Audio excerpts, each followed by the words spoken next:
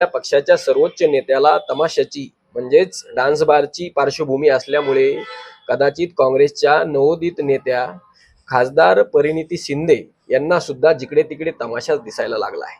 हरकत नाही, परंतु तो तमाशा कुठे पाहायचा याची किमान अक्कल आपल्याला असायला हवी.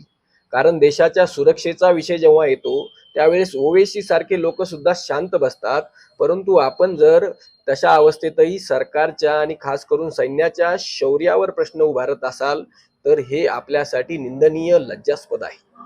ज्याप्रमाणे आपण संसदेत म्हटलात की भारत सरकारने ऑपरेशन सिंदूरच्या नावावर एक तमाशा घातला. तमाशा म्हणजे काय असतो आपल्याला माहिती आहे का? आणि तमाशा आणि सैन्याच्या शौर्यामधला फरक आपल्याला माहिती आहे का? आपला जीव, आपला प्राण हातात घेऊन बंदुकीच्या टोकासमोर जीव धोक्यात घालून लढण्याची जी शौर्य, जी ताकद आपल्या आर्मीमध्ये आहे, आपल्या सैन्यामध्ये आहे, त्या ताकदीचा, त्या शौर्याचा आपण अपमान केला.